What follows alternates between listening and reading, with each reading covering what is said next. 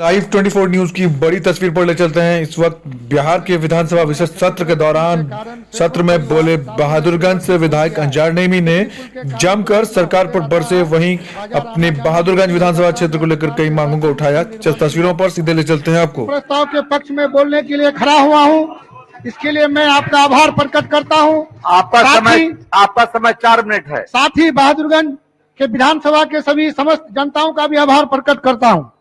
आज के इस तकनीकी दौर में कृषि के अलावा अगर कोई भी रोजगार प्रदान करने का क्षेत्र है तो है उद्योग का क्षेत्र।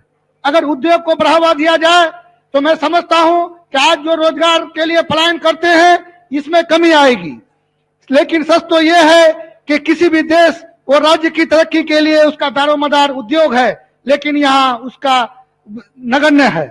आज कोई भी सरकार, चाहे पूर्व में हो चाहे अभी हो, वर्तमान सरकार हो, इसमें रुचि कमी है। मैं आपके माध्यम से मंत्री विशेष से निवेदन करता हूं कि बिहार का विकास और खुशहाली के लिए उद्योग को बढ़ावा दिया जाए। आज बिहार में पटना, मुजफ्फरपुर, बेगूसराय, मुंगेर जिले की राष्ट्रीय आय अधिक इसलिए है क्योंकि यहाँ कुछ उद्योग धंधे लगे हुए हैं, जिस कारण और जिलों से यहाँ का ये राष्ट्रीय इनकम ज्यादा है। ना जाने क्यों सीमांचल जैसे क्षेत्र में सरकार की रुचि कम ही रही है। सीमांचल क्षेत्र में पूर्व में 2 उद्योग लगे हुए थे, एक कटिहार जूट मिल, दूसरा बनबनकी का शुगर मिल।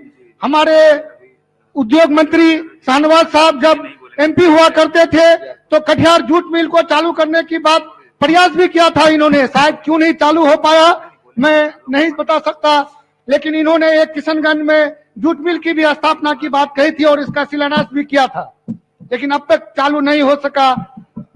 माननीय अध्यक्ष महोदय, आपके माध्यम से माननीय मंत्री महोदय से कहना चाहता हूं कि आपका सीमांचल से विशेष रिश्ता रहा है। आपको अच्छा मौका मिला है कि आप सीमांचल का कर्ज उतारें, खासकर किशनगंज जहां की जनता ने आपको पहली बार संसद भेजने का काम किया।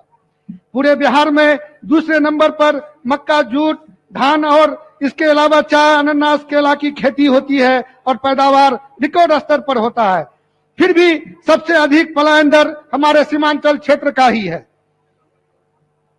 किशनगंज में जूट, चाय, मक्का, अनानास का प्रोसेसिंग प्लांट लगाने की असीम संभावना है। अगर इस पर विचार किया जाए तो हमारे पलायन को रोका जा सकता है।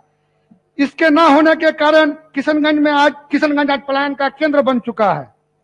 जूट का पैदावार अगर आज किशनगंज में कम हुआ है तो इसकी सबसे बड़ी वजह यह है कि कोई भी इस संबंधित कोई भी फैक्ट्री नहीं लगना।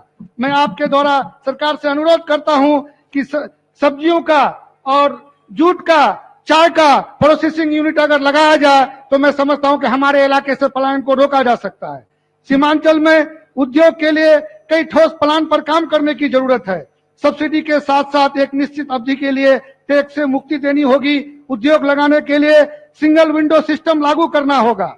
मैं आकलन करता हूं कि अब तक बिहार उद्योग के क्षेत्र में महरूम रहा है। आपका समय 1 मिनट मात्र बचा है। पर्यटन के क्षेत्र में भी ठोस कदम उठाने की जरूरत है। हमारे मुख्यमंत्री जब पिछले वर्ष बेनूगढ़ में, हमारे विधानसभा क्षेत्र के बेनूगढ़ में एक तालाब का जीर्णोद्धार के लिए यानी जल जीवन हरियाली के तहत उसका सौंदर्यीकरण के लिए गए हुए थे। उन्होंने उसका विकास की बात कही थी, लेकिन वो भी आज अधूरा पड़ा हुआ है। अगर इसका भी विकास होगा तो मैं समझता हूं कि हमारे क्षेत्र में पर्यटन के विकास की वजह से रोजगार भी उपलब्ध होगा। हमारा बिहार तरक्की की राह पर चले और हमारा बिहार खुशहाल हो, इन्हीं तमन्नाओं के साथ मैं अपना वक्तव्य समाप्त करता हूं। शुक्रिया। अंतर्गत टेराघाट CHC अस्पताल बनाते बनाते संवेदक द्वारा अधूरा छोड़ दिया गया है, जिस कारण मरीज तथा मेडिकल स्टाफ को घोर कठिनाइयों का सामना करना पड़ता है। मैं भवन निर्माण विभाग से मांग करता हूं कि संबंधित संवेदक के खिलाफ संज्ञान लेते हुए अविलंब निर्माण पूर्ण कराई जाए।